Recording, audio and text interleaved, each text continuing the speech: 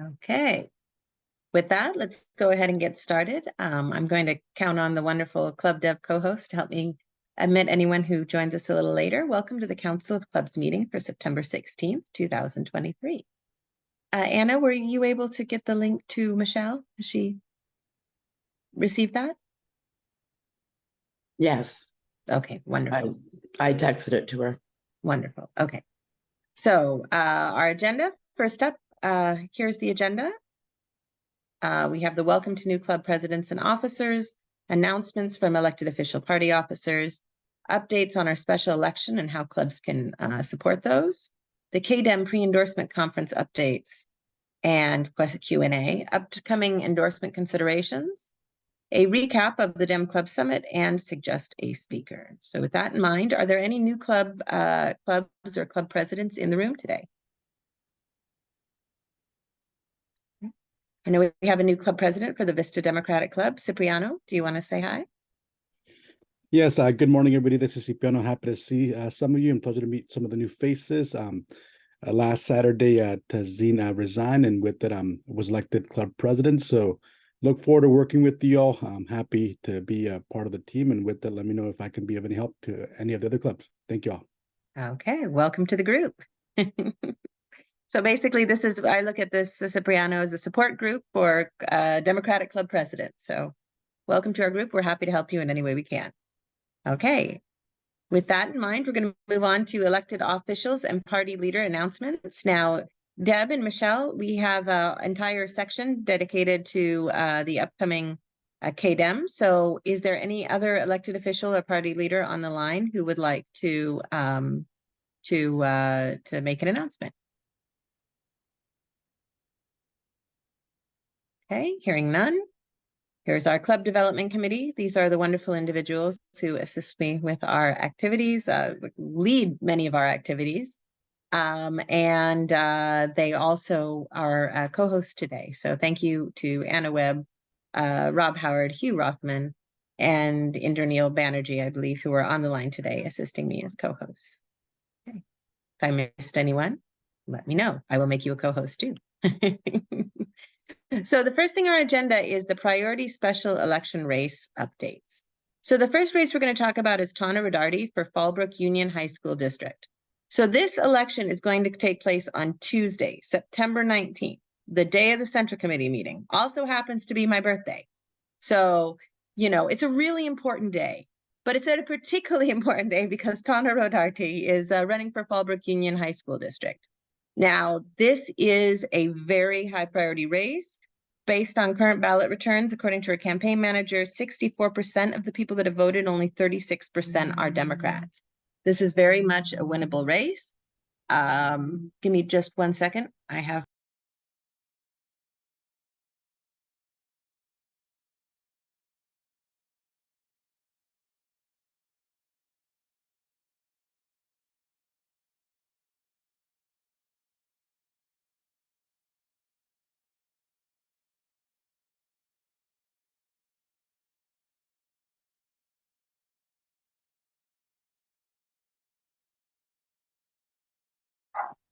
I can't hear you, Sonora.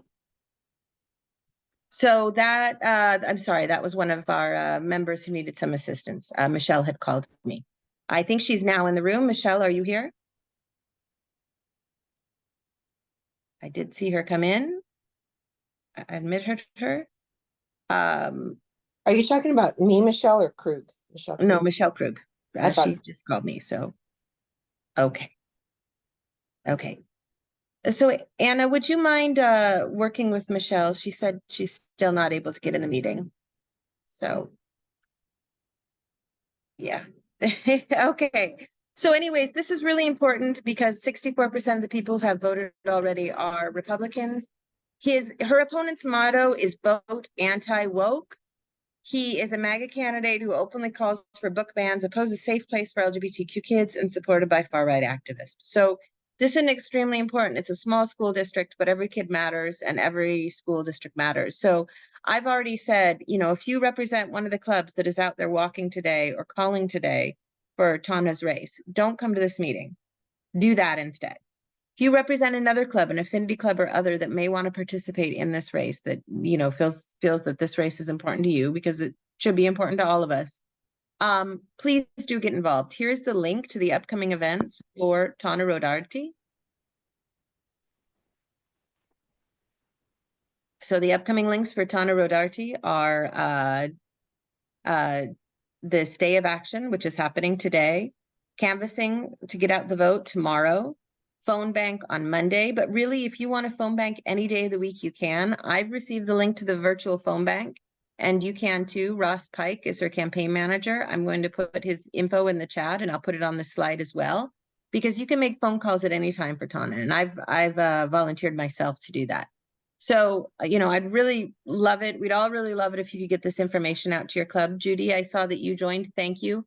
You know, Fallbrook isn't all that far away from Valley Center. So if your club is motivated to help, they could certainly use it today. Again, it doesn't look like we're winning, and her opponent is someone whose motto is vote anti-woke, which in our, you know, in my translation means anti-inclusion, anti-minority, and tyranny of the majority. So, so there's that. Okay, has Michelle been able to join yet? Not yet. I'm going to get in trouble, everyone.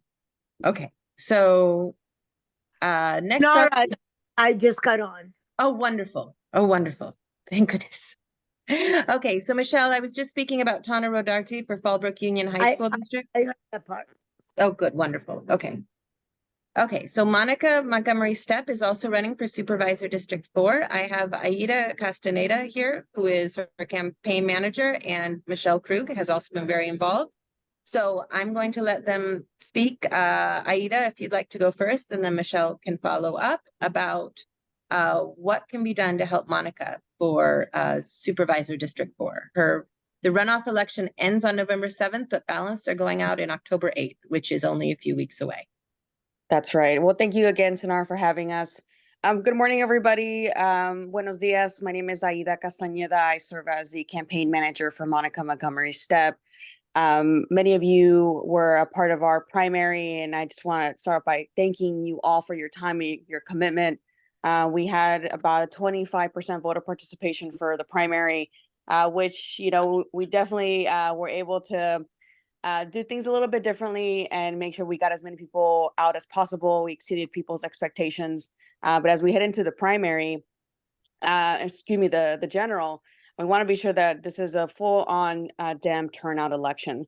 So it's going to be really up to all of us to make sure that we are hitting the pavement and we're getting people out to vote and to participate. The voter turnout was about 24% in the primary. Want to make sure to increase that as much as we can. We're looking at a primary general election kickoff for the first week of October. So want to make sure that we hold that in your calendars. We'll have more information next week. I want to be sure to leave some info in our chat here. So if you have yet to have signed up to volunteer and take part in our campaign as we head into the general election, please be sure to do so and sign up so you'll get regular updates from me and from the campaign. Just thank you again, and looking forward to working with everybody and championing in who will be the first Black woman to serve on the County Board of Supervisors. Thank you again, Sonar, for the opportunity. I look forward to working with you all as we make history in November. Thank you so much. So this is Michelle, and I want to just basically, I'm doing a lot of the grassroots work right now. I've got 7 people walking their own precincts. If you are interested in doing that, just give me a call. We have, there's been people that are very much wanting to touch base with their own community, with every Democrat. So that is, at least the people who have talked to me, that's what we're doing. I'm also putting together meet and greets and fundraisers. We're starting those now. If you have any willingness, I've got a friend in Spring Valley that's doing it at his mobile home park. where if you can host anything and it does not need to be at your home, it can be at a park, it can be at a Starbucks. It's lovely for it to be at a home, or in the case of my friend, he's doing it at a community room that's in his mobile home park. So just, I'm happy to brainstorm with people if they're willing to do that kind of help. But again, we have several fundraisers also set up. So again, if we can just help get the word out, and if you're able to do a meet and greet or phone banking or precinct walking, please make a point of contacting Aida or myself. My number should be in the chat because I'm gonna give you information about the pre-endorsement in a little bit. But because of my vision, phone call and voicemail is the best way to reach me. And yeah, let's get Monica on that board of supervisors. We need to make sure that it's, 3 in our favor to 2. Thanks. And the virtual phone bank for Monica, the latest round is going to be set up shortly. We were trying to have that ready for this morning's call, didn't quite make it. But again, if you're able to make phone calls for Monica, that should be available starting this week as well. So, Okay, Sonar, can you put my phone number in the chat? yeah, yes, your phone number is on, and your phone number is up on an upcoming slide as well. So, Thank you. Okay. My email and my phone is also in the chat for anybody who needs to get a hold of either of us. Thank you. Yes, I have put that in the chat to everyone. Okay, great. Thank you very much, Aida, and thank you very much, Michelle. Does anyone have any questions about the activities for Monica or the activities for Tauna before we move on?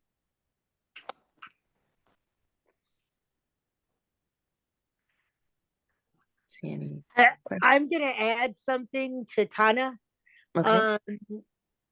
Just because I've been helping with that. That election is happening like in 3 days, Sunday, Monday, Tuesday, literally on Tuesday is the last day that people can get their stuff in. As of last week, we had 220 people who had committed to a yes vote that had not put in their ballot. Now, there's a few days delay. They may have already had the ballot in, but we're looking for people in particular to make those phone calls to follow up and, get the latest list, obviously, because it'll be less than 220.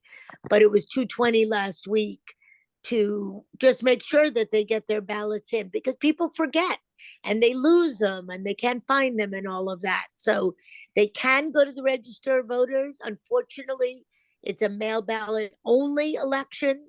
So there are no voting centers other than the register of voters, but at least we want to be able to give them an option. Thanks. Okay, next up is Marco Verdugo. You may not have heard about his race. It's been kind of flying under the radar, but it is also going to be on November 7th. It's going to end on November 7th, the same day as Monica's. Ballots are going out the week of October 8th. Marco is a lifelong Democrat, a lifelong Chula Vista resident, our endorsed Democratic candidate, and his career has been serving in city attorney's offices in multiple jurisdictions. So he has the experience for this job. So Marco, with that, I'm going to let you say a few words about your race. If you'd like to turn on your video and talk to the group, that would be appreciated.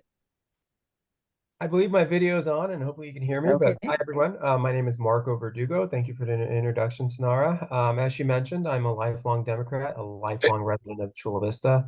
We have an important race coming up. We are right in the thick of things. The ballots go out early next month, I think October 8th. And we would like to get the word out to everybody in Chula Vista. This is an important race. As you may or may not know, we have a Republican mayor who defeated Amar Camp-Najjar last year. And it's important for the city attorney to have democratic principles, which is my reason for running. My opponent has been endorsed by the Lincoln Club, and they're going to put in a ton of money into this race to try to defeat me. So we got to do what we can to help get the word out. We are having phone banking. I'm going to put a link into.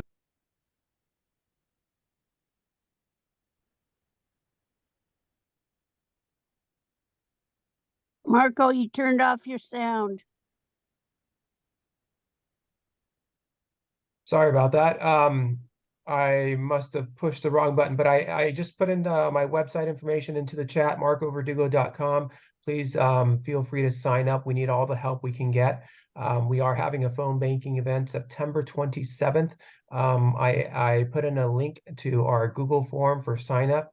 The phone bank event will be occurring somewhere in Chula Vista, location to be determined. That's a Wednesday in the evening. I would really appreciate all the help we can get, as I'm finding out I cannot do this myself. This is an important race, and we would love to get the word out to everyone in Chula Vista, and that includes participating in our phone bank, helping me walk the city of Chula Vista, which is an enormous city spread out geographically, and we'd love as many volunteers as possible to help us spread the word. Thank you. Okay, great. So I put your form for the phone bank in the chat, and I also am adding it here to the slide. Marco, just for your knowledge, September 27th, we also are having the endorsement meeting for La Voz Demócrata that you've been invited to attend. So hopefully that conflict can be resolved, because we'd really love to hear from you. Putting on my other hat for a second. Michelle, your hand is raised.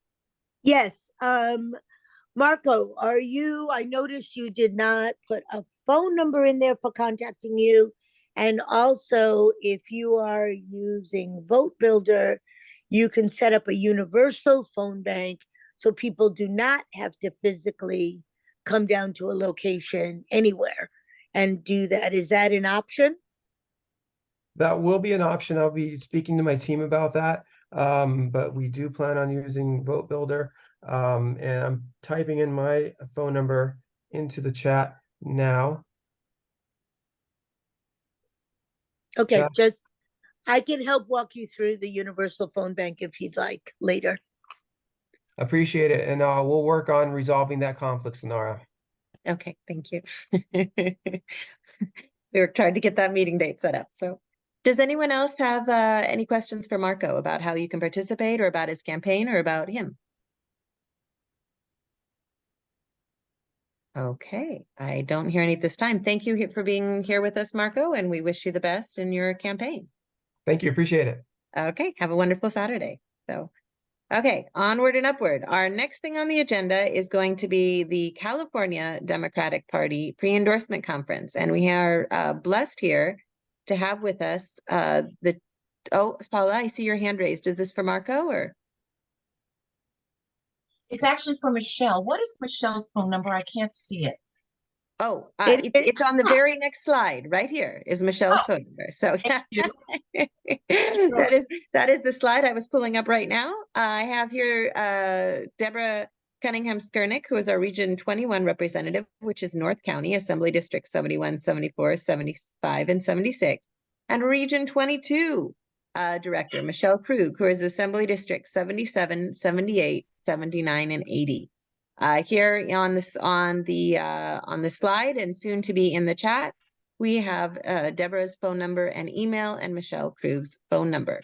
So with that in mind, we're going to be talking about what's coming up. We have 2 regional meetings coming up. Region 22, which is Michelle Krug's region, is going to be September 30th at 10 a.m. and the Zoom link has already been provided. Region 21, which is Deborah Cunningham Skernick's region, is October 14th from 3 to 4 p.m. Both these information are informational about the pre-endorsement meeting, and you can attend either meeting. Michelle, would you like to say something about the regional meeting you have coming up? Yeah, can you hear me? Yes. Okay. It's actually more than, for me, it's more than the pre-endorsement. So that is my regular Region 22 meeting, and We will be covering the upcoming convention. We'll, all delegates have already been sent out information a couple of times, and we will, the pre-endorsement timing has not been set yet. That will be happening October 21st or 22nd. The California Democratic Party is the one running that. So they will be determining when those meetings are being set. They will be reading through a roster. So you don't have to be there to vote in that. You just, if you want to watch it, or it's not really a participation, honestly, because you have to get your ballots in before the meeting starts in order for them to be counted. But you can definitely see who's winning in your region. And I would encourage people to watch that. And obviously I will put that information out as soon as it's solidified. The endorsing conference or convention is being held in Sacramento, November 16th through the 19th. The hotel rooms were open this week. There were a lot of challenges around that, which they're looking at making some resolutions to in terms of hotels being booked before the link even was received. But basically, that's the dates in Sacramento. Anything that is not resolved in the pre-endorsement will go to convention. And those are the major things. We're not doing resolutions at this convention. They will be saved for the e-board meetings that'll be coming up here. And there are no conventions next year, just an FYI. There will be no California Democratic Convention next year. There will be e-board meetings. But, just so you're aware, people are aware of that.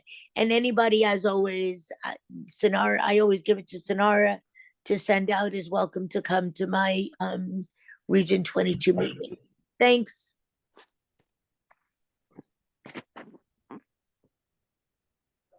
Yeah, we'll be reiterating some of what Michelle said in the next slides. And again, you can attend either both meetings. Debbie, would you like to speak about your Region 21 meeting on October 14th? Yes, sometime around that weekend is when I believe ballots are going to be sent out for all of the for the pre-endorsement conference. So I'm going to be having my regional meeting on October 14th from 3 to 4:30. I might change it to 5 because I already have a lot of requests for candidates to speak. And it will be very important, especially for club reps who really don't understand a lot of this process. It's new to them. So I highly suggest even in club chair president also attend that meeting on the 14th. As Michelle said, the pre-endorsement conferences will be the weekend of the 21st and 22nd. I have requested the 21st and in the later afternoon of a prior commitment. I'm hoping CADEM will honor that. I'll know more later. And it's my understanding that we will be able to vote during the pre-endorsement conference, just like we used to do in the in-person pre-endorsement conference. What happens is that around the 14th or so, everyone will get their ballots. They may submit them then. That would be great. But during the pre-endorsement conference, what normally happens is we start with assembly districts first. And right now there's no Democrat running in my AD 71. But in AD 74, as you know, we do have Chris Duncan who is running. If somebody challenges him, what will happen is Chris and the challenger will have time to like a 2 or 3 minutes speak. And then after that, we will conduct the election. So everybody will vote just for that AD 74 and we'll know the results. If somebody had 70% or more, they're going to move to what's called the consent calendar at the pre-endorsement conference convention in November. If it's between 51 and 69%, it can be challenged, but for all practical purposes, they likely could be endorsed. If it's 50% or less at the pre-endorsement conference, there'll be no consensus or no endorsement. We will not have an endorsed candidate in that race. We move through the assembly districts. They have not announced which Senate districts and congressional districts that will be in our regions yet. We'll know more about that once everybody has filed to run for election. And at the November endorsement convention, that is only for delegates to the convention. Club reps do not participate at convention. You have an important role during the pre-endorsement conference as active Democrats. And that's sort of basically it. If anyone has questions, please let me know. Michelle, you have your hand up? I should have just added that for Region 22, for sure, I am handling the election for Assembly District 79, which is an open seat, because Dr. Akilah Weber, who is currently in that seat, is running for Senate District 39, Tony Atkins' current seat, but she is termed out at the end of December 2024. So we will for sure be having an actual election for Assembly District 79 and for Senate District 39. Those are the only open seats, and the rest of it just depends on if the incumbents get challenged or not. But if they're not, then for sure it'll be those 2 seats. Thanks. So I have a question. The race with Darshana Patel and Joseph Rocha, I'm never good at these assembly numbers. That's definitely 76. 76. 76, and that is in Deborah's region. Yeah, that will be the scenario I said, where they'll be able to each give a speech, and then they'll have opportunity to vote during the pre-endorsement conference if they wish. Okay, so clubs. The results will be announced around this. I know there's a lot of kind of passion in clubs around that race. If clubs want to participate, so they will get their ballot in the mail and then they mail it back. Is that how clubs will participate to vote in that race? They'll be emailed to a site that CADEM will set up. Gotcha. Good to know. Does anyone have any questions about this? I've fielded many questions with no answers and sent them on to Deborah and Michelle. Does anyone have any live questions on the line today? Go for it. Thank you. Given that I am primarily involved with affinity clubs who struggle to have a sufficient number of representatives who live in a particular zip code, which is, I believe, what qualifies you to be able to send a representative to participate in the voting. Is that the correct understanding? It's the assembly. Okay, right. And so with affinity clubs, I mean, I think we all recognize that creates a greater challenge for meeting that, particularly with newer clubs. And I'm just wondering if there's ever been any thought or conversation around changing this model for eligibility for representation and participation, because it seems to disenfranchise newer clubs and affinity clubs. Is there any thought or conversation around that? I can take that. So the issue is, this is a statewide policy. This is not just policy. I'm going to say a statewide practice. The point of the whole thing is that if you actually have enough people in your club, if you've got 1 or 2 people, is that fair that you would have a vote when there's clubs like the San Marcos Club that have, I don't know, over 100, because they got 9 reps, so it's got to be 9 times 20 to participate in that. So the point is that the club, like the Dems for Equality, has that, obviously, because there's more members. But that would be and I've had this conversation with Elise, that is the incentive for you to be recruiting people And I know that there was some attempt to do that back in, you have up until April, it was April 25th, to have done that recruitment. And I think, particularly in your club, I think that people are finally understanding that that's why the recruitment is really important before the deadline dates. So there's not going to be a change in the fact that all clubs statewide, and we're talking about hundreds of them, would, the point is that they have to have enough people who live in that district to be able to have a voice or a vote in that district. It's not based on the club. It's based on the concentration of Democrats that are involved. That. Okay, thank you, Michelle. I know Deborah has some thoughts on this as well. So Yeah, I'll add to that. Yeah, it is it can be a frustration with infinity clubs. In the first two pre-endorsement conferences I did, it was when regional directors actually did all the counting. They put them in an Excel sheet. Thank goodness CADEM has taken that over. It's more automated now. But I know they do everything they can to make sure everyone gets the maximum amount of votes as possible. It has to do to clubs that members designate that as their home club for a particular assembly district. Just sort of a heads up moving forward with some of the infinity clubs. And I know they always really try to do their best to get at least one vote for infinity clubs. And so and everything that Michelle said is also true. It's about also recruitment, because you have to have members in good standing. That means they paid their dues and they're unique to that club. Thank you. Thank you. And I certainly feel your pain, Samantha, because I'm on the board of two affinity clubs, neither of which have a rep at the state level for the same reason. While we have both clubs have about 40 members, there is not enough concentration in one assembly district. So, it's a struggle. Amira?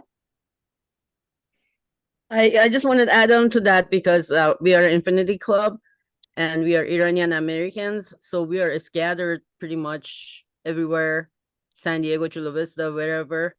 And we can't get enough members in one region to become, endorsing club. So that has been several times we looked into it with different presidents, and we came to the same conclusion that we don't have enough members, and we just stayed away from it. And so when the conversations are about endorsement and stuff, then it's kind of like, well, that doesn't really affect us. That has been a challenge for us as well. Does anyone have any further questions on the pre-endorsement meetings? Because again, that is the moment when we have our voice as clubs. Sinara, I have a question. This is Narima trying to raise my hand. Yes. For Deborah and Michelle, you've got the 30th of September with a Zoom link, and then there's October 14 without a Zoom link. Is it a Zoom meeting? And if so, is it the same link? Yeah, mine will be a Zoom link as well. I'm going to get it on Monday to send to everybody. So I make sure that everybody has it. And regarding, I know there's concern about making sure that all our voices are heard. Chances are a lot of the members in Infinity Club belong to other clubs. So they'll have the opportunity to vote in their other clubs. A lot of the clubs have that you pick who you want to endorse. So you're not really losing your voice. You'll have a say in other clubs. And also, when it comes to the elections, you're going to have even the bigger vote by being able to vote. Anything? Sonara, let me just clarify something. Zoom links are always, like for my meeting, no, it would never be the same as another region. Every region does its own meetings. So my region 22, I also always put it in the party calendar, but my meetings will, in other words, just be aware that any regional meeting is going to have its own either location or Zoom. So not to confuse them or to think that they're, uniform. Okay. With that in mind, Michelle had spoken to us about the October convention. She'd also included this in her newsletter, so thank you, Michelle. This is the information about registration in hotels. You can register now. You can view the information on hotel reservations. Online pre-registration for the convention closes on Tuesday, the 24th. After that, you'll have to register in person at the convention. And there is a price increase. So if you went through that at the earlier convention, and you're sure you're going to this one, we'd highly recommend you pre-register. Also, hotel blocks are currently open for the following hotels: Holiday Inn Sacramento Downtown and Hilton Sacramento Arden West. There will be shuttles from the convention sites to these hotels. So Michelle has included this information in her email to you, and I'm including it in the slides as well. Here are the links. So those are the hotels, the union hotels that are the associated partner hotels for the convention. Anna? Just point of order, it says CADEM October convention. It's actually November. Oh, thank you, thank you. Yes. To err is human, and I do so well. Okay, any other questions about the upcoming November convention? As Michelle has said, club representatives do not have to go to the November convention as a club rep in order to vote. The November convention is for the delegates. Now, I'll ask the question, Deborah, Michelle, for ADEM reps such as myself, and I'm a representative not through a club, would I vote at the November convention, or do I vote before? Absolutely. Okay, so I vote at the November convention, not at the pre-endorsement conference. No, you vote at the pre-endorsement conference. And then sometimes what happens if they have between that 50 and 60 something, it can be challenged. Let's say Mary and John are running and Mary wins, but you're a John supporter. And John can file something with CADEM and say, I'm challenging that. And then it will go to something called an individual caucus for that particular assembly district, let's say. And then you would vote there again for the endorsed candidate. Yeah, actually, if it's between 50% +1 and the 69%, it automatically goes to convention. You actually don't have to challenge it. But yes, vote both times, Sonara.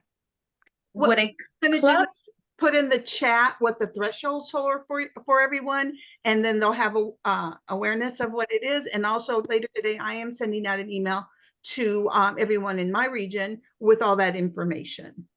Oh, good. And I do try to forward on both your emails to this group. Would a club rep who had voted a pre-endorsement conference also be able to vote on a challenged challenged endorsement? Okay. No. So the club reps are finished after October 22nd. Club reps are not involved in the California Democratic Party process for endorsements, period. It's a one-time thing.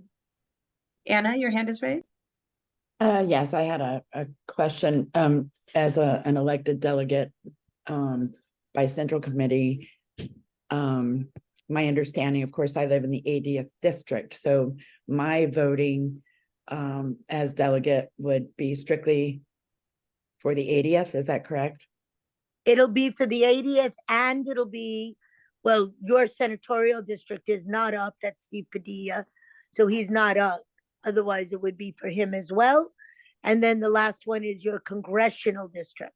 So it's all those partisan races that you will get to participate in if they are up for election. In your case, it's Congress and Assembly. Okay, great. Thanks so much. Well, if there's no further questions on that, we'll move on to our next order. So here also I have the calendar. This is a link to the calendar for the Democratic Party. Show that here. This is, it has when these, when the ballots go out, when the results come in, etc. So that's the link on the next slide. And then here's just general information about endorsements at the California Democratic Party. The laws governing them, the calendar as well, who you can contact for more information, at party staff, etc. Okay, Next item is upcoming endorsements considerations by the San Diego County Democratic Party Regional Caucuses. As you are all probably now aware, the October 14th meeting of the North Coastal Caucus, there will be considering, it was originally 4 and now it's 3. And Narima may be able to clarify me on this. It looks like, well, Kyle announced that Destiny will not be being considered yet for Encinitas City Council. Are you aware of that, Narima? Yes, Okay. I am. Okay, so the endorsement considerations, there will be Amber K. Niuatoa, I'm sure I didn't get that right, my apologies, running for Oceanside D4. Now, clubs reps can vote in this race, even if their club has not done an endorsement, because she is the only declared candidate. However, there are 2 races with multiple declared Democratic candidates. There's the Oceanside Treasurer with Phyllis Dominguez and Victor Roy. And then there is the Carlsbad District 2 race with Kevin Shin and Kevin Sabelico. The contact information for these races can be found in the candidate contact. I'm hoping that this has been updated. I've requested that it be updated for the Democratic Party in general. Any races, the contact info for the candidate should be included here. I generally push to make sure that this contact information is up to date. Okay, I see Kevin Sabelico's information. I do not have Kevin Shin. If someone is in touch with Kevin Shin, can you please have him write moral@sddemocrats.org and provide the contact info, or better still, just have him email clubs@sddemocrats.org with his contact info. Because he's in a contested rate, because clubs want to vote, if you can please provide clubs@sddemocrats.org, that contact info, I will immediately forward that on to Moral. If I could make updates to this myself, I would. But I want your clubs to have it. So Michelle? No, I'm sorry if my hand was still up, but No. Kevin, Kyle have that information? Folks, some folks have that information for Kevin Shin, and He has not provided it to me, and I asked for it. Michelle Sear had her hand up. Yeah, hi. I'm in touch with Kevin Shin, spoke with him yesterday. I can pass this information on to him to do that. He's just getting in the race here. And I'm sorry, go ahead. I was just saying, or email it, or email me his email, and I will immediately, following this meeting, send an email to him and Moral saying, please provide this information to Moral. I have already asked this of Kyle. Sinara, I do have a clarification, or want a clarification. When you say October 14th is the endorsement meeting, the email that Kyle sent out yesterday was that the agenda for today was going to be moved to October 14th. The agenda for today, the North Area Coastal Caucus, was to designate these, at least the D2 race, as strategically critical, and then decide on when the endorsement should happen and how soon it should happen. So are you saying now that October 14 is the endorsement date? Because that was not clear. I did ask clarification. I haven't received it. You may have more information than I do. So I have not received this latest information from Kyle. This is based on my conversation with him 2 days ago. And you're right, because of Rosh Hashanah, someone mentioned to me that Kyle had canceled this month's meeting. So that would mean the clubs would have more time, which is exactly what we want. We want clubs to have more time for this endorsement consideration. So with that in mind, maybe we all got lucky and this will be moved to November. Because with only 30 days notice, I know this was a very tight time frame for clubs to have your voice heard. So Narima, you may know more than I do, and I really appreciate you speaking up, because the last I had heard from Kyle was this would be considered on October 14th. But if it has not yet been rated strategically critical, that's not possible. Right, and that was only if the caucus agreed to the October 14th date. That is true as well. Yeah. That is true. So following this meeting, I'm going to call Kyle, because I don't want to be giving you bad information in the meeting.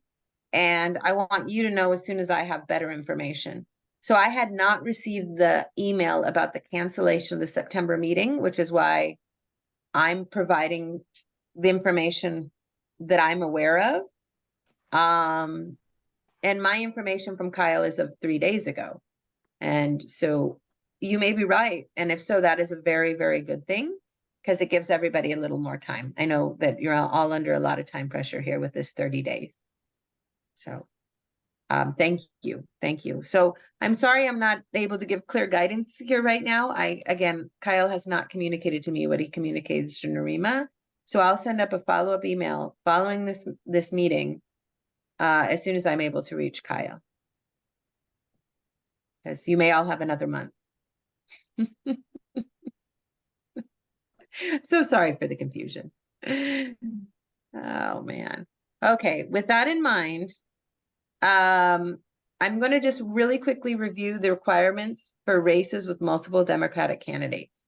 For races where there are multiple Democratic candidates running in an area, club associate members will be bound to their club's endorsement vote at the area meeting. All club associate votes in all contested area endorsement considerations, including friendly incumbent endorsement considerations for areas where there are more than one Democrat running, require a club to have held an endorsement vote and notified the party of their result. If the club has not held an endorsement consideration nor notified the party of their result, their associate will not be able to vote on that item at the area meeting, on that endorsement consideration at the area meeting. These rules also apply to any cross-area voters who are club associate members. So again, the second there is more than one Democratic candidate in the race, you have the duty to notify both and notify your club members. And this is where it gets a bit tricky with the 30 days, because we have to notify our full membership 14 days in advance prior to the meeting. And reasonable attempts must be made by the club to notify and invite all declared Democratic candidates who have been established with certainty are registered Democrats regarding the date, time, and place of a club's meeting and the club endorsement process at least 5 business days prior to the meeting. Okay, so those are the 2 deadlines you need to keep in mind. And then there's a third deadline. You need to submit your club's results of endorsement consideration no later than 48 hours prior to the area or central committee meeting. So working that calendar back, with 30 days notice, it is possible that you would not be able to make all these steps. If you receive 30 days notice and it takes you 2 weeks to schedule to notify the candidates and your meeting would have fallen within those 2 weeks, 30 days is possibly not enough. So I've received, and then you got to say, okay, we're going to take the meeting. Then after the meeting, you have to have 48 hours prior to the caucus meeting to turn it in.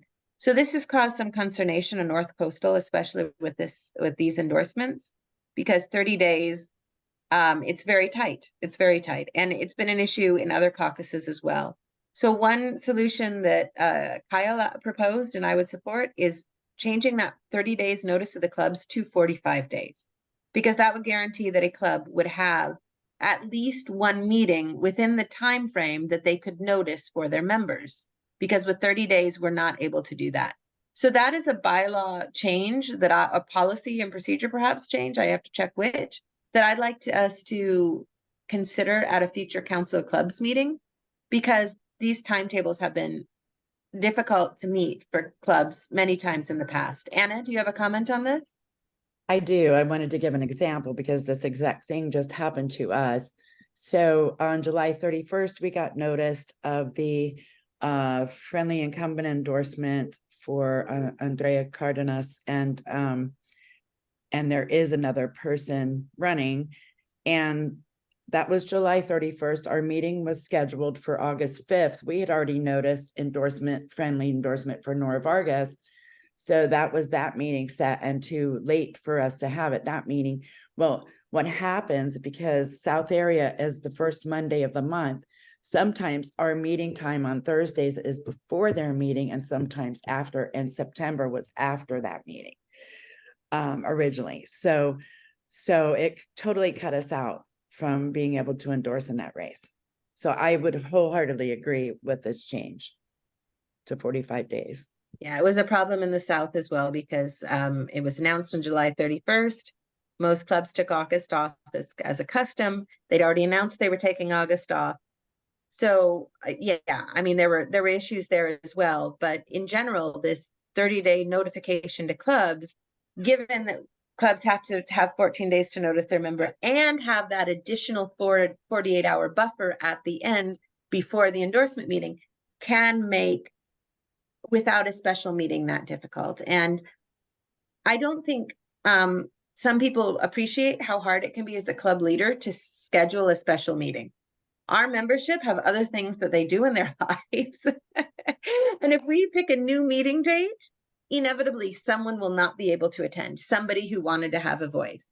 And, you know, even with like Council of Clubs today, I was asked, can I change this meeting day? Well, the reality is I have other things that I'm doing on subsequent weekends. So it's a big ask to ask a club to do a special meeting on the fly with little notice. So again, I think this is something we're going to discuss at a later meeting, but I think we really want to push. I am supportive of changing that to 45 days instead of 30 for club notification, because it in this case, it has made it very hard. Now, I will say I had a discussion with Kyle as to why we do things this way. Yes, Michelle, your hand is up. Mm-hmm. Well, I just was gonna make a comment. I'm in total support of changing it to 45 days. I have no issue with that. But I do want to just say one option is, and several clubs have already done this, they allow their members to vote by email, or like the women's club, I don't know exactly what the process is, but they always make sure I'm able to vote in advance. So that just is an option instead of just the special meeting, because you're absolutely right. People won't be able to necessarily be there. And I wanted to just throw out one other thought that I strongly advocate, that if you're going to sit now, when you send an email and make a phone call to candidates, because you have to do both, to let them know that the meeting is being scheduled. You don't just do 5 business days. I really want to see that changed. It should be, and I would encourage you to make it the exact same time you send it out to your members, because candidates of all people have really impacted schedules. So just out of, basic human consideration, I would strongly suggest that you send it out the same time you send it out to your members. Candidates don't need to hear from other members of your club that you're planning an endorsement and they were never even notified of it. So that's just my 2 cents on those 2 issues. Absolutely. The issue becomes when we don't have a candidate's contact info. So for example, in this District 2, that hasn't been provided to the clubs yet for Carlsbad District 2. And obviously that's now a priority for all clubs to do. So Sarah, can I make a comment to Michelle's suggestion? Yes. The email voting, that has to be in the bylaws. That's true. You're right. And so you would have, the women's club, I know, did make a change in the bylaws to allow that. So one thing that happens is if we don't have contact information for candidates, in the case of Chula Vista City Attorney, this is another one that clubs are voting on right now. The candidates didn't emerge until fairly late. They popped on the radar beginning of August, right? We have 3 candidates. We have Bart Maisfield, Marco Verdugo, and John Scott. I do not have John Scott's contact info. I do not know where to get John Scott's contact info. So given that nobody's heard from this candidate or knows where to reach him, for the clubs I'm involved with, we haven't been inviting him because we don't know how. And while that's technically legal, that's technically okay per the bylaws, I know that in the case of Carlsbad, where you do have a serious candidate, who is Kevin Shin, that wouldn't be seen as an option of not inviting him. So, we have to make sure that we can find a way to find these people. And I think Michelle is going to give me a suggestion. It probably involves talking to a city clerk. Michelle, go for it. Exactly. So every one of these candidates, if they have filed a 501, or they have, which is just the intent to run, that's the very first thing a candidate does, is file a 501, and secondly, a 410. to set up their committee is they have filed this with the Secretary of State. That is totally searchable. And also, if they're running for city council or city attorney or anything within any of the 18 city municipalities, they have absolutely filed with that city clerk. And if they're running for anything else, school board, most school boards, et cetera, they have filed with the Register of Voters. Both of those are public, all of those are public documents, which you can easily see. I mean, the city of San Diego puts them on the site. Okay, wait, they black out the contact info. They black out the contact info on those documents in many jurisdictions. Not in city of San Diego.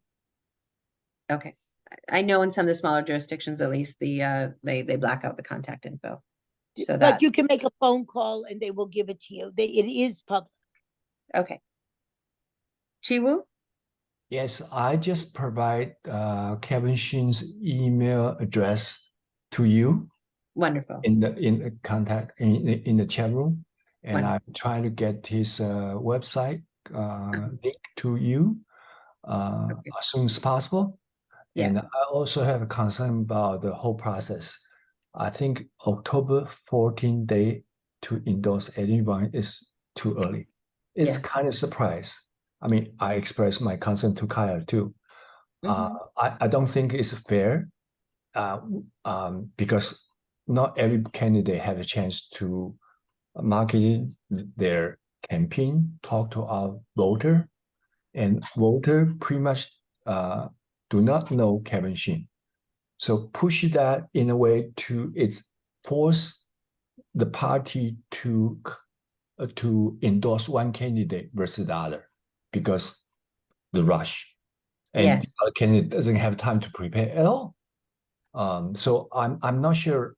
There's a formal process. I want to complain. I really don't want to do that, but I just want to express my concern.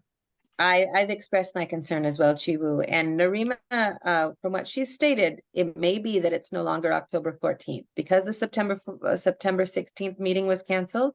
Perhaps the November 14th, it would make sense that would have to be also postponed. Because if these races have not been rated strategically critical, which was, I believe, supposed to happen on September 16th, they will not be able to vote on them on October 14th. So she has newer information than I do. I need to verify with Kyle, which I will do as soon as we get off this phone call. So this is why I'm glad we have these meetings and all get together. Yes, I'm glad we talk about this. I mean, so we have an open because we need to compare notes. And yes, Michelle Sear has also put in the chat that there is a second candidate running for District 4 in Oceanside. Michelle, do you know whether or not he is a Democrat? He is a Democrat. He's a realtor. I wrote his last name down when I was talking to Esther the other day, and I'm cleaning and I can't find my notes. Okay. But yeah, apparently a serious candidate. So she's followed up with him, give him a questionnaire so we can get him list for our meeting next week. Good. Because I mean, that's very important. I had a conversation with Kyle following our discussions via email about this because it's been difficult for clubs to make this 30 days. And I said, this is so far in advance. This election won't be decided till next November. What is another month hurt? Why? I don't understand the pressure. And his response, and I think it's okay that I publicly say it, it was a fair one. It was understandable. He said, we split votes. If there's more than one candidate in the race, if we haven't made an early decision, we split votes and we wind up with a Republican. And I completely understand that in the South region and National City. I mean, Ron Morrison is mayor, right? That happens all the time. I don't necessarily agree with the solution to the problem, but I can empathize completely with the problem. And the problem is multiple candidates split votes. But, the first person who jumps in the race by a week or two in October does not necessarily the best candidate make. So I reached out to represent us, San Diego, about ranked choice voting, about whether or not it would be possible to have ranked choice voting in Carlsbad and in Oceanside, because both of those jurisdictions are chartered cities. So it would be possible to have ranked choice voting in those jurisdictions. And that would really solve this problem. We would no longer be forcing this calendar so hard. We could get a chance to know candidates, and we could have 3, 4, 6 Democrats running without having to say to anyone, wait your turn, or sorry, the powers that be want so-and-so, or you are less electable. Because the truth is, the only way we truly know someone is electable is if they win, right? So, you know, it would be better for Democratic club endorsements. It would be better for, it would be better for the democratic process in general if we had ranked choice voting in this jurisdiction. So if anyone is interested in promoting ranked choice voting in San Marcos, Oceanside, or Carlsbad, those are the 3 jurisdictions in North County that are A, charter cities, 2, don't have primaries, 3, have a majority Democrat, but Republican leadership. If anyone would like to help promote ranked choice voting in those jurisdictions, please let me know. I think that would be a great thing to have. Now, I believe Cipriano Vargas, is he still on the line? Cipriano, are you still here? I believe that Vista is not a chartered city. Is that correct? Whether City of Vista is a charter city? Yes. It is. It is. Okay, so City of Vista would be another one as well, right? So these are jurisdictions, San Marcos, Vista, Oceanside, and Carlsbad, where you have a Democratic majority. Every single one of these is a Democratic city. Every single one of these does not have a primary, and every single one is a chartered city. So in all of these jurisdictions, we as clubs could have a greater input. Candidates would have a more democratic opportunity if there was ranked choice voting. This is something that the Democratic Party, and yes, Rob, as Rob said, it's a plurality of Democrats, non-majority. Thank you, Rob, for correcting my language. That is absolutely correct. In all of these jurisdictions, we could have a better process if we have ranked choice voting. Some of the Democratic Party has already agreed to support by a resolution. So if you're in these communities and interested in promoting ranked choice voting, it's not something we could get in this cycle, but it's something we certainly could get in next. So feel free to reach out to me if this is something you'd like to help pursue. It's not within my capacity of Council of Clubs Director, but it is within my capacity as an activist. I will be pushing for ranked choice voting in these jurisdictions. So Barbara Collins has written in that Farhad Hashimi is the other declared candidate for D4 in Oceanside. So post-meeting, I too will be following up to see if we can get Farhad Hashimi's information on our candidate contact form so that clubs know that he's available. I will also mention his name to Kyle. Anyone else have comments on this or thoughts or, you know, suggestions? This is an important topic. People are writing me to me in the chat. Please say things out loud. I'm not great at reading the chat. Can I say something? Yes, of course. I'm all for ranked choice voting. I mean, I like to see Carlsbad have that choice. I mean, instead, because I mean, like you say, if multiple Democratic candidates run, we have ranked choice. That's the best way to select the best candidate. Thank you. Okay. Well, then let's work together to promote that, because we can't solve it this election cycle. We can push for 45 days instead of 30 for notification. That would give us a little more bandwidth, but let's work on solving it for the next cycle. So now I just want to make a comment. I know 45 days is better than 30, but sometimes clubs like to get to know candidates. They come to our meetings, every meeting, every month. They introduce themselves. People get to know them. They talk about their campaigns. And for a city election to have it so rushed when there's plenty of time is, you know, it's a lot of burden on the clubs. Absolutely. Absolutely. I understand completely. As a club president, I completely understand. Sainara, can I ask you a question? Sure. Is ranked choice voting only an option in races where there is not going to be a primary? No, there is some primary ranked choice options. Representative San Diego and Cal RCV was trying to convince the city of San Diego to have ranked choice voting in its general elections. following the primary and have top 4 instead of top 2. The city of San Diego the leadership hasn't expressed interest so far.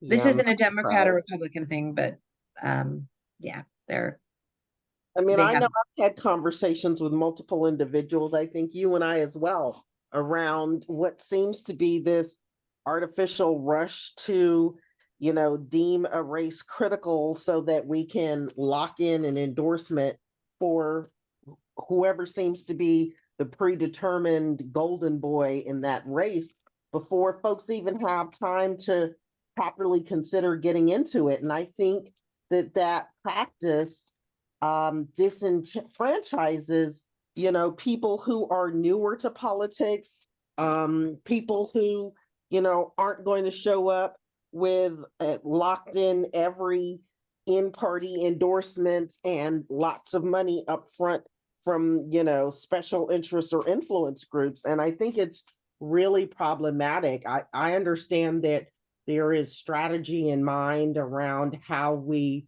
box out the likelihood of Republican electeds, but I think what we'll find ourselves doing is, continuing to disenfranchise up and comers and new folks into the landscape. And I think it's caused a lot of frustration for folks. It has. And I have personally written the vice chairs in Metro West, South, and now North Coastal to say, please slow this down on these instances where clubs were given, 30 days, or in the case of South, for slightly other reasons, too little time to consider these races. In all 3 of those cases, I wrote my email to the vice chair. I made my opinion known. I also made my opinion known with the city attorney election that didn't go to any of the regions. The San Diego city attorney election, since it didn't go to any of the regions, clubs were not allowed to, did not have an opportunity to weigh in because we do not vote at the main central committee. We only vote at the region. And that was for an open seat, and we voted on it in May. So I'm on board and I'm trying my darndest at the e-board to make this happen. But Sinara, one other comment about clubs is that there's also this perception that it's okay to rush this endorsement and the clubs can vote later. To me, that's a futile effort. No, yeah. I agree, because one thing I've found as a club president is if the party has already made its endorsement, oftentimes the candidates won't even show up to the club. And that's a real shame. It's a loss for the candidates and a loss for our club members. And in the case of an affinity club, such as mine, I mean, we want candidates to understand our issues. And if they don't go through our endorsement process and we don't ask questions of them, we've lost our chance to educate them on our issues. So yeah, I agree. Club endorsement should come first, because otherwise, candidates don't always see it necessary to even address that constituency group. So, okay. One other thing, since we're talking about club representation, I forgot to add the slide, but I am making myself available to go to any club to give a presentation on how to run for Central Committee. The nomination papers for Central Committee come out on November 14th. So this is just over, this is less than 2 months away.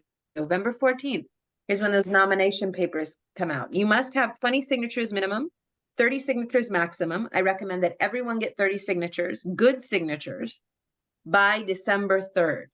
So if you're thinking about running for Central Committee, think of running now. I want to go, and I want to tell your club members why that is important. Because yes, as a club, we get 1 associate vote at our region. But imagine if you have 5 club members that are full members of Central Committee. They get a vote at the region, they get a vote at the full Central Committee, and they get an alternate who also gets a vote at the region. So that's a lot more representation. So I want club members to run for Central Committee, because then we know those communities that those clubs represent are thoroughly represented on the Central Committee. So I'm making myself available, clubs@sddemocrats.org. I already have scheduled to go to see to Black and African American Women Rise in the Pacific Beach Democratic Club. I'll be reaching out to others as well. I want you to run for Central Committee. I want your members to run, and I want the clubs to support those members with slates where possible. So start thinking as clubs how you can work together, how you can support your members who will run for Central Committee. Michelle, your hand is raised.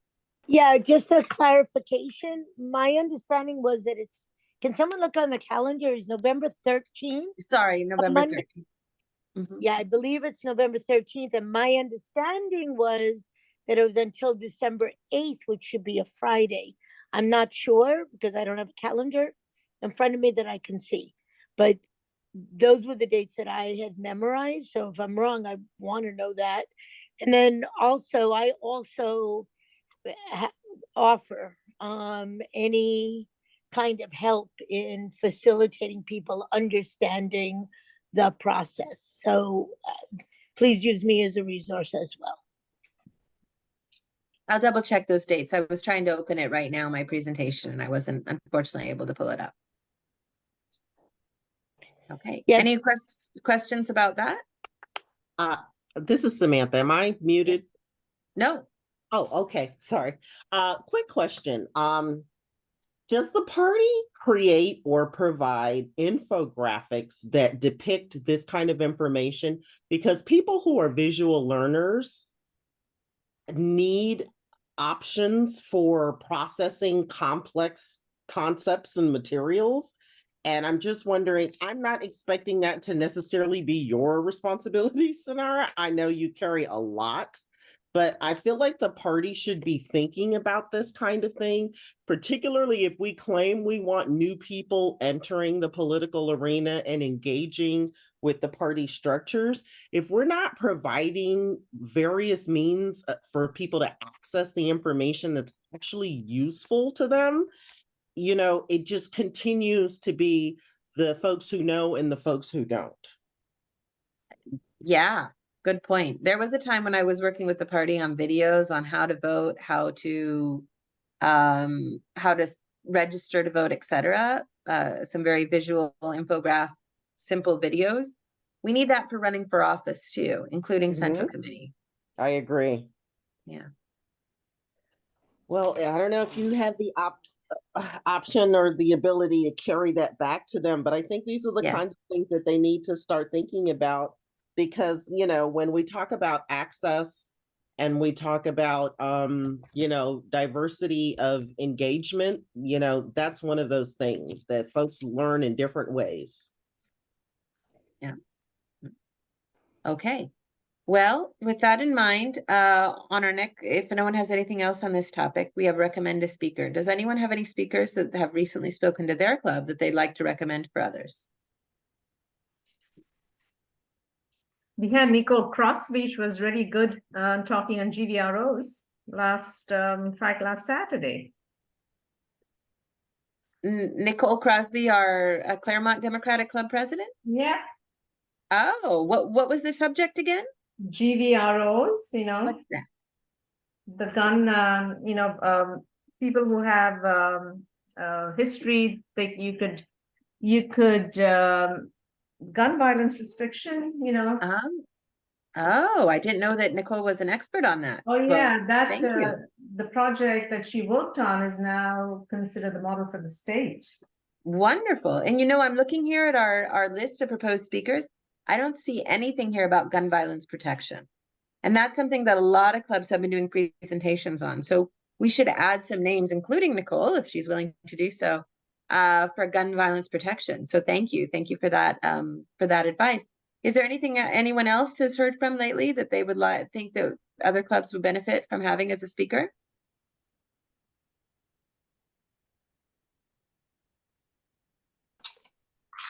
Okay, hearing none at this time. Thank you for that update. Gun violence protection has been so important and so relevant to our club. So we definitely should have some resources on there.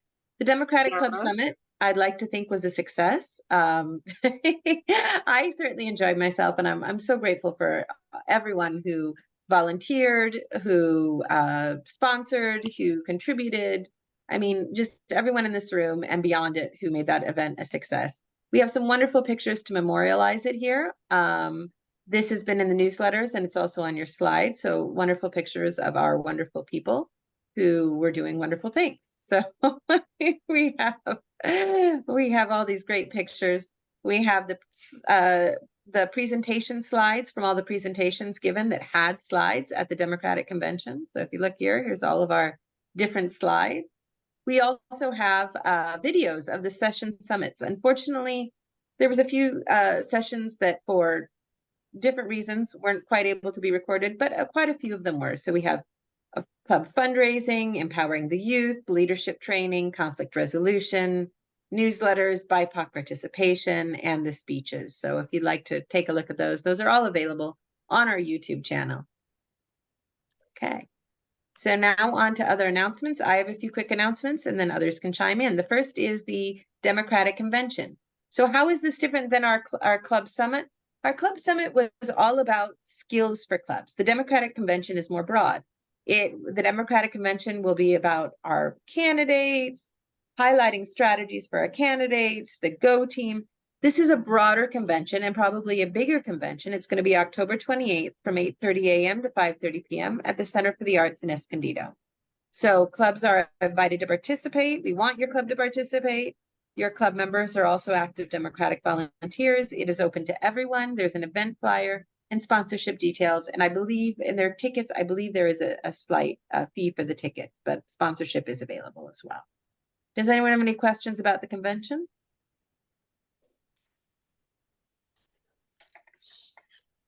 Okay. Oh, and Greg Robinson wrote in, next time, yes, next time we will do box lunches. I learned that the hard way. Anna? Well, you know what, we only had a few glitches for the summit and we learned from them, and it'll just be better next time. I thought it was great. The SD Dems convention is $70 per ticket, or $135 if you want to something about lunch and all that kind of stuff. I did want to announce that if we're on to announcements now. Are we on to announcements? We are. Yeah. Okay. The Imperial Beach Democratic Club plans to have an Oktoberfest social at Novo Brazil on Thursday, the 19th from 6 to 8 p.m. I just thought I'd go ahead and announce that. We're hoping to do a bit of fundraising and really rally the community together in hopes that we continue to build our membership and ramp up for next year. So I'm assuming that's Thursday, October 19th, not Tuesday, September 19th. Sorry. So next month. October 19th. Yes, Thursday, October 19th. Okay. Sorry about that. Too much is already happening on my birthday. Nara, I have have you had announcements? Yes, we're about to get to everyone's announcements. I'm going to do two real quick, and then I see Greg Robinson has her hand and Narima as well. So the South Area Caucus is having a fundraiser in Chula Vista on Monday, October 9th at Balboa South. For anyone that would like to attend, this fundraiser is to support the South region's efforts for the upcoming election. The East County Caucus is also having a fundraiser on October 15th. I know Suzanne Hansen, am I saying your name right? Who's on this phone, Hansen? Yes. She is one of the main organizers of this event. It's a Halloween costume party. Suzanne, is there anything you'd like to say about this event? Well, we're meeting at Helix Brewing Company, and if for your tickets, which are $40, you get 2 beers. So it should be a lively and interactive kind of thing. We're going to have a best costume, funniest costume, scariest costume, all that stuff. Wonderful. Wonderful. Yes. So we hope everyone attends. I also had the Spring Valley Lemon Grove fundraiser, which I'm not sure if Cynthia is still on, but that was scheduled for October 15th as well. Cynthia said she may change the date on that. Cynthia, you are on. So yes. Yeah. Anything you'd like to say about that? And then on to the other announcements that people are going to make. Yes, we are definitely changing the date in lieu of the other amazing fundraiser scheduled for that time. Okay, great. So then up next was Greg Robinson. Greg, you had an announcement. I do. As many know, I'm president of the Labor Democratic Club. And we have a joint meeting with the Educational Alliance coming up September 24th. And I know there's a lot going on, unfortunately, on that date. Dems for Equality and Point Loma Dems. And we've got to squeeze ourselves in between those two events at 2:30. This is largely a panel focused on labor and educational school board races. I mean, there's a huge campaign out there. If you haven't been aware of this, you haven't been listening to the news, there's a culture war campaign focused particularly on our school boards. And at mercy in this campaign are some of our most vulnerable youth, LGBTQ kids, and particularly trans children.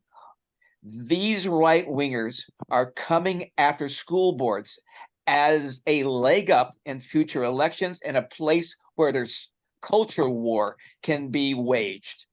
It's so important for anybody concerned about any of these issues, not just school boards, but the larger process and the right-wing culture war, to attend this 2:30 on September 24th. And with your permission, I'll put that link into the chat. But especially if you're even considering running for a school board or know anyone who is, please make sure you attend. Major labor leaders from school unions, but also the general unions as well. So Tommy from the Labor Council and Carol Kim from the building trades will also be attending. Please, please, any interest, any concern about these issues, as many of us should, please attend. And if it's okay, I'll put that in the chat. Is that acceptable? Yes, please. Yes, and I'll look for an email or a flyer so I can send that on to everyone. And remember, the first battle in this war is today with Tauna Rodarte. So please, everyone, please try to make some calls. I've signed up to virtual phone bank myself for Tauna. Next up was Narima. Yes, so the Encinitas and North Coast Democratic Club will have a booth at the Encinitas Oktoberfest on September 24th from 10 a.m. to 6 p.m. And this is happening at Mountain Vista Drive and Encinitas Boulevard. So if any of you are in that area, please stop by a booth. Great, wonderful. Next up, I have Michelle Krug.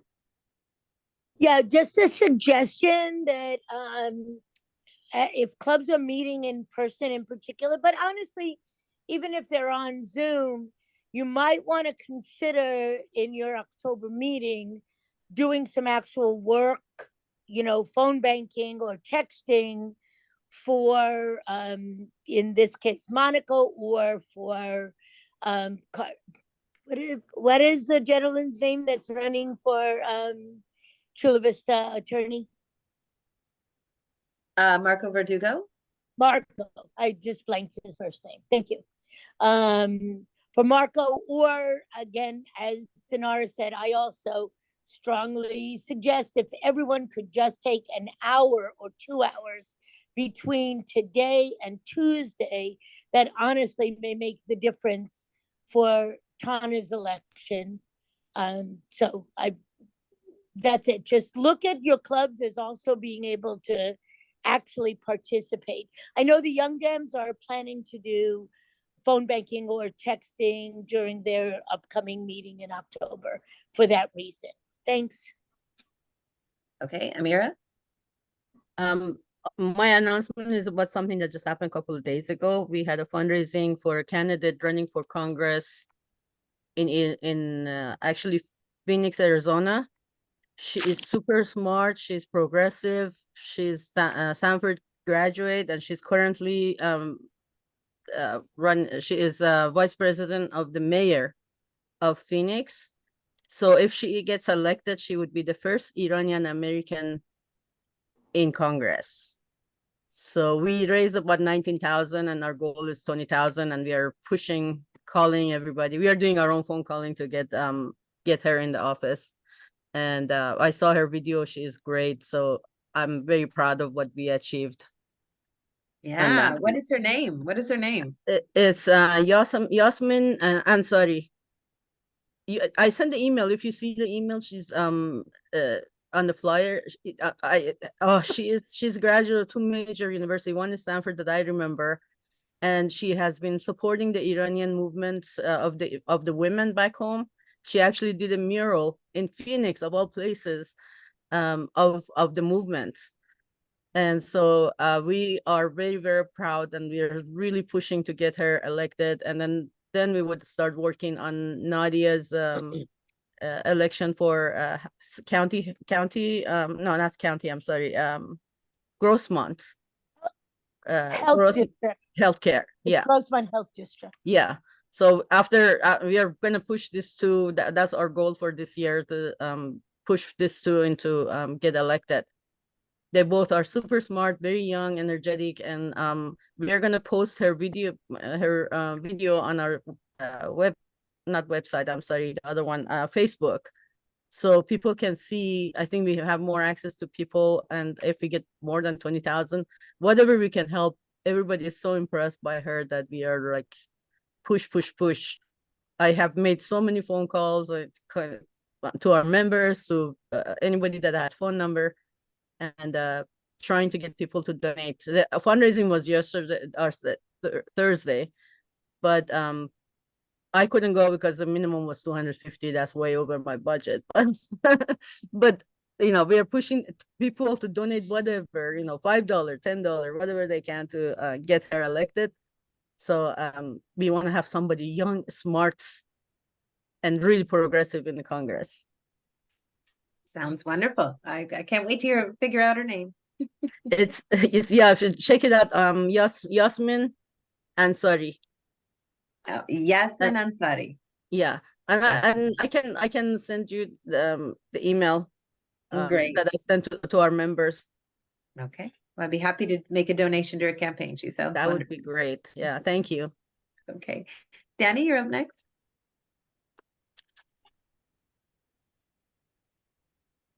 Danny, Avita, your hand is raised, but you're on mute. Feel free to unmute yourself, Danny. I think that might be Lori Saldana. Okay. So if that's Lori under the name Danny A, you're free to unmute yourself. I see your hand is raised. Oh, yes, I'm sorry. I followed the link that Danny sent me. So good morning, everyone. So I just wanted to let people know I'm having trouble because I'm on a phone. There's a lot of clubs that are interested in going back to meeting in person, and some of them are struggling to find places to meet. And I know the clubs that have found places, if you could recommend, if there are good restaurants or community rooms that you could recommend, that would be really helpful. Some have found a home at Elijah's, others that's a little too large for their numbers. So if there's some smaller community rooms or spaces that people might recommend, that I think that would be appreciated. Also, as we go back to in-person meetings, I know that there are some people that are they're accustomed to being recorded because we've been on Zoom, and often these meetings are recorded. But if you could please make sure that you let people know if any recording is taking place at in-person meetings.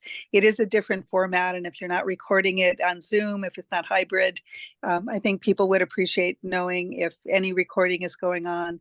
And actually also legally, people need to be informed. So if anyone is doing recording or guests are recording, please make sure during meetings that that's announced. Thanks, everybody. Can I say something? Doesn't it say at the beginning of the Zoom that this is being recorded, and then you have to say got it before you even get into the meeting? That is correct. Yes, that is how we give consent. Yeah. But if somebody is in person in a meeting and they may realize that they don't have to give, they still have to give consent. I know it sounds a little complicated, but under California law, everyone in a group conversation needs to be advised that there's a recording taking place. And so make sure you do an announcement if you're doing a hybrid meeting, so everybody is aware that that's the case. Thank you, Lori. Samantha? Thank you. I just wanted to put out there that Black and African Women Rise Democratic Club is meeting tomorrow at 2:30, virtual, and that we would love any and all to join. You don't have to be a person who identifies as being of the Black or African diaspora. We invite and welcome allies. Thank you very much. I am planning on being there to speak on getting more representatives from your club on Central Committee. Okay, does anyone have any further announcements? Okay, with that in mind, on our next meeting, we do have 2 items that have been continued from previous meetings. One, it is a discussion and vote on sexual harassment prevention training requirement for clubs. The other is a discussion and vote on policies for when clubs can exclude people from their meetings. Those 2 have been continued from previous meetings because, again, today was Rosh Hashanah and we didn't want to conduct business at the exclusion of our Jewish community members.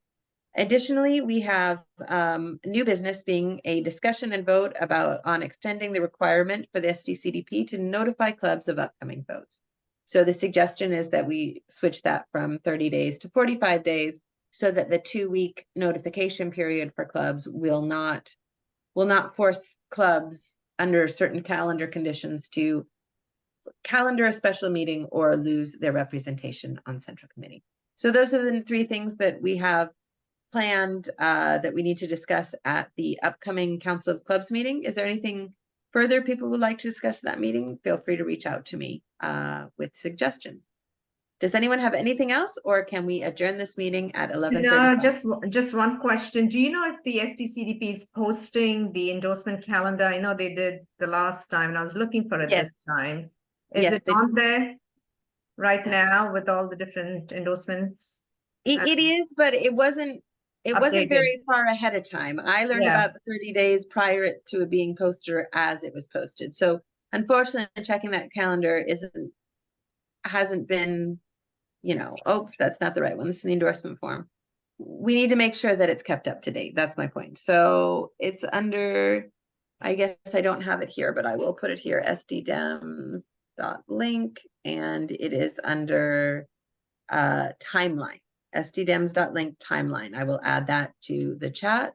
And staff is maintaining that right now. North Coastal, and these are all pending for the October 14th. Again, we are assuming at this point that may be changed. Okay, I've got a few more people with their hands up. Okay, so we have Lori, your hand is still up. Did you have something further you wanted to add before we adjourn? Yes, can you just, I've completed some harassment prevention training recently at my foundation, and sexual harassment prevention was one module, but there were other things on ethnicity, race, culture, religion. So will this be broader than sexual harassment, the prevention that you have in mind? I mean, it's whatever it's whatever people discuss and would like to do. So if you'd like to make that suggestion, let's talk offline about that as far as what your recommendation is. I mean, if it's broader than sexual, if it's harassment training in general, I mean, again, this is just a discussion. It's certainly something we can discuss. Okay, thank you. Okay, Danny, your hand is raised. Yes, thank you so much for putting this together and being mindful about the holiday. I just wanted to announce real quick, I am starting to teach / facilitate a lot of workshops at San Diego State this semester, and I am looking for different speakers to speak in my classroom. So if you guys are interested in the areas of leadership, showing what you're doing to be leaders in your community or how you're using your club to be leaders in your community, I would invite you to our classroom to share 5 minutes about what you're doing. So if you are interested, please feel free to reach out to me or the Downtown Democratic Club. We are going to have leaders come in from time to time to speak to the students about what they're doing in the community. So yeah, if you're interested in speaking to some students at San Diego State, please let me know. I'm also going to be offering to do some leadership workshops, value-oriented workshops, conflict resolution, and leadership theories to different clubs around the county. So if you guys are also interested as well, we can also facilitate those workshops as well.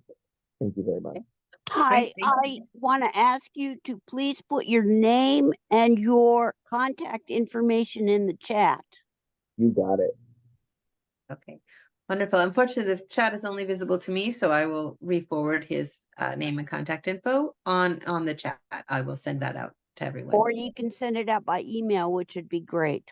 Okay, great. And Danny, I know Luis Vega would love to talk to you about, his leadership in the immigration movement and overturning the law in Phoenix. He would be happy to speak about that.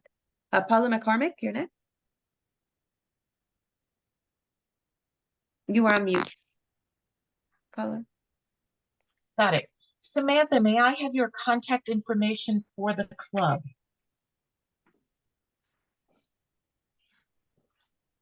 You hear me? I do. Sorry, it took me a minute to get off of mute. Yes. Are you trying to find out when we meet? Okay, me too.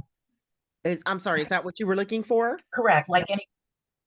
Okay, Right. yeah, I can either drop it in the chat or it's also on the party website on their calendar, and that's always a good way to get it too. Okay, thank you. And while I've got the mic, Sonara, I know you were asking about speakers and trainers on, topics. If you could add me to the list, I do that for both NCRC and the Conscious Leadership Academy. I'm a trainer, facilitator, and leadership coach by trade. Wonderful. Yes, I will add you and Danny to that. Yes. Oh. And Danny, if you're looking for someone, please reach out.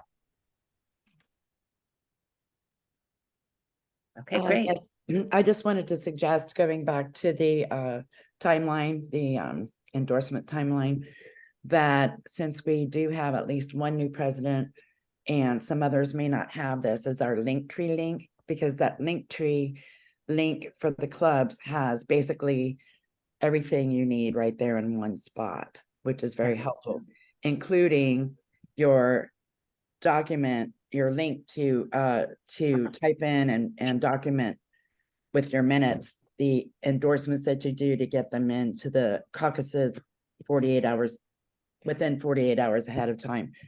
So it's a wonderful resource. It was super helpful, even to more seasoned presidents. So kudos for that, as long as it's kept updated. And thank you, Sonara, for updating it. You're welcome. Thank you very much. Amira? I had a question about the harassment training. Are we doing the training ourselves, or is there a video that we can play for the members? That's what we're going to be discussing. Okay. Is what sort of format? Should there be a requirement of sexual harassment training for club leaders? If so, what format should that take? Is it just for the club leaders, or are we supposed to do it for our clubs?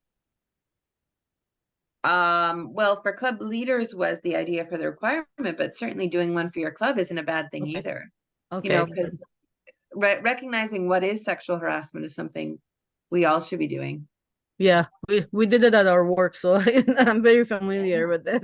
It's a good idea. It's a good idea for a club topic for a meeting. Yeah. So also one more thing I needed to say about Yasmin is that we are encouraging people to do the donation through the link that we sent. We can keep track of it. If people go to their sites, we won't be able to connect it to San Diego people. Just FYI. Wonderful. Now, I don't see a link to that in the chat, but I can look for your email, or if you could send me an email and I'll put my donation in. That would be great. Thank you. Okay, Rob? Rob, yeah, it just took me a minute to unmute. I've been in and out. If we've covered this, I apologize, but if for those who are aware, there have been a number of immigrant drops in certain areas. Like I know I'm in Oceanside, and we've got Interfaith is one of the lead organizations, Interfaith Community Services, Universidad Popular, and the LGBTQ Center up here. One of the things that has been happening is that the cost is not covered for travel. Border Patrol is just dropping the folks off. So, and in some cases, it was 2 hours or less notice. So people have been rallying, trying to, I'm really it's great to see how much people have tried to do, but honestly, we need a better process, but right now we can't worry about that. We got to deal with the situation in front of us. So if you know or have a contact for any of those organizations, feel free to reach out to them. The cost for travel, plane flights, and things like that, trains, is not covered in the funding that they have. So if you have it in your heart to make a donation to support that, maybe you don't have time to volunteer, donations are appreciated. Again, Universidad Popular, Interfaith Community Services, and the North County LGBTQ Center are all three are the leads for donations. And if people have more information, it'd be appreciated. I'm just making sure that it gets on our radar. No, thank you. You know, I'm with La Voz Demócrata Democratic Club, and I know that, you know, our members and our leadership is super interested in that. So I don't know if you have a flyer or anything from any of that. I can go do some research on my own, but, you know, I have been reading news articles about the surge of migrants at the border. Well, yeah. Now the folks who are being dropped off, this is not like the Texas thing where dude was being deliberately an a-hole with what he was doing. Right. These folks have actually been vetted. They have a sponsor, but Border Patrol is just literally dropping them off. And so they're kind of on their own to get to that sponsor. So this is part of the process. So I can get information. I can talk to Max, and I forgot the lady's name at Interface, and Arcella, and get the contact information they have that we can send out to people. But right now they do need funding. Thank you. The volunteers have been marvelous as far as the numbers coming up. So that's really it's heartening to see. So I just wanted to make sure for us, this is a part of how we do what we do in our communities.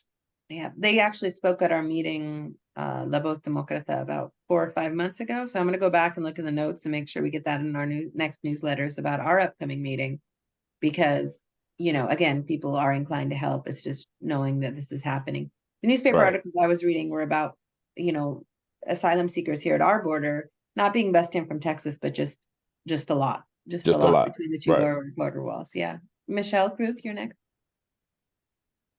Yeah, just I was going to tag on to what Anna Webb said, that everyone in this room should know, and maybe you can reiterate it, Sonara, that all of the contact information for the presidents of each of the chartered clubs, phone number and email, are on our website. And I do appreciate that people put phone numbers, because not everybody has access to email, or in my case, because I'm blind, the way I'm going to reach people is by phone.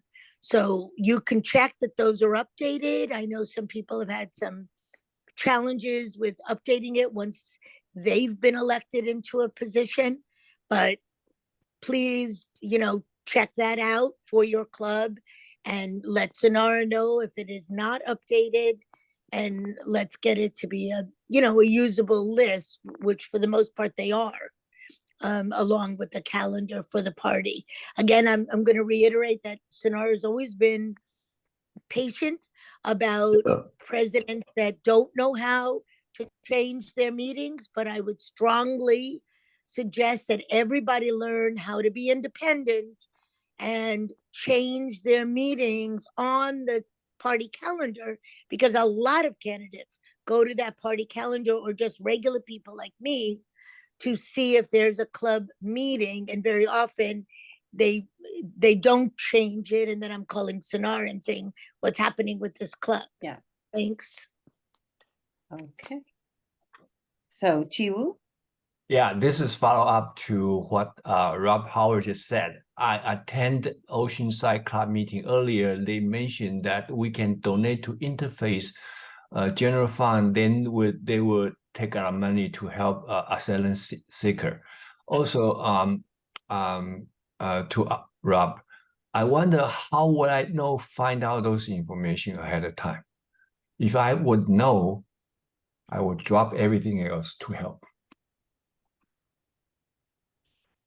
Thank you. Chiwu, we were at a surf meeting yesterday, and what I was basically being told, even the notice was supposed to go to the city that they were going to be dropping in your area. They were told, I think on Wednesday, no, we're not going to drop. And then they got a call later said they'll be dropping in 2 hours. And so I don't know how we get the information if they're not being forthcoming with planning. So again, it's above my pay grade. I just know it's going on. And for those who do have the information, contacts, network, that it would be appreciated if they could kind of chime in and let us know. And I'm sure if we got it to Sonara, if you don't mind, you know, when we get information, we send it out. Of course, absolutely. I mean, if there is some sort of rapid response network that we can sign up for, I mean, I know I'd love to get La Voz Democrata signed up for that club as well, for that information as well. So, Thank you. okay, anything further? Okay, well, going once, going twice. Hearing nothing further, I'd like to move to adjourn. Okay, Thank you, everyone. Sinara. Thank you, Have a everybody. wonderful- Thank you, have a wonderful Sonora. night. Again, a good Thank meeting. you. Thank you, Sinara. Thanks so much. Thank you all. Love you Have a wonderful all. Saturday. Bye.